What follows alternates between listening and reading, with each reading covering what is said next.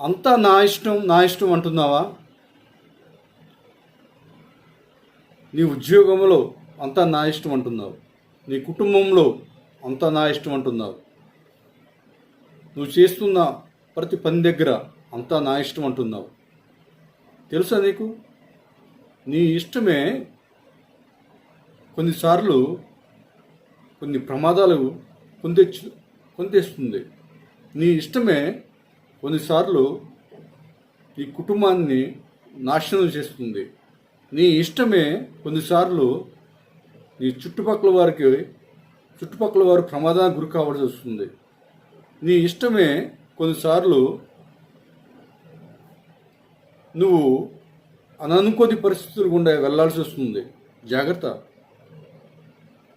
Bus driver నా ఇష్టమే అని బస్సు ఎలా పడితే అలా తోలితే, డ్రైవింగ్ చేస్తే బస్సులో ప్రయాణికులు చనిపోరా యాక్సిడెంట్ అయ్యి? అలాగే నీ కుటుంబంలో నా ఇష్టమని భర్తగా నువ్వు పాపిష్టి పనులు చేస్తే నీ జీవితం నాశనమైపోతే నీ కుటుంబం రోడ్డున పడదా? నీ కుటుంబం ఆగమైపోదా?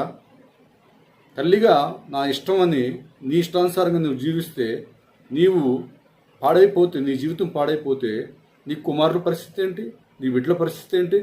వాళ్ళు నాశనం అవరా? నీ కుటుంబం రోడ్డున పడదా?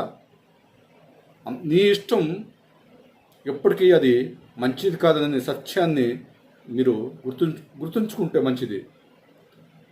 మన ఇష్టం మనకి అది బహు ఘోరమైన ప్రమాదాలను తీసుకొస్తుంది. జాగ్రత్త.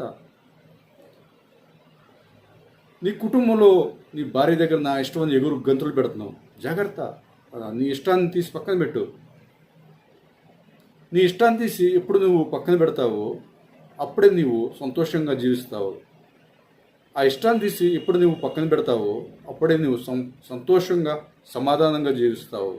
నీ ఇష్టాన్ని తీసి నువ్వు ఎప్పుడు పక్కన పెడతావో అప్పుడే నీవు మనశ్శాంతిగా జీవిస్తావు. అప్పుడే నీ కుటుంబంతో నువ్వు సంతోషం కలిగి జీవిస్తావు. నీ కుటుంబం కట్టబడాలన్నా నీ ఇష్టం తీసి పక్కన పెట్టాలి. దూరంగా ఉంటుందా నీ కుటుంబం కట్టబడాలన్నా? చెట్టుకోకలు పుట్టుకోకలు అయిపోయినా నీ కుమారులు, నీ భార్య అందరూ కలిసిమెలిసి ఉండాలన్నా నీ యొక్క ఇష్టాన్ని తీసి పక్కన పెట్టాల్సిందే. నీ ఇష్టం ఎప్పటికీ అది మంచిది కాదు. నా ఇష్టం నా ఇష్టం నా ఇష్టం నా ఇష్టం, నీ ఇష్టమే నిన్ను వెరుకుని పడేస్తుంది. జాగ్రత్త.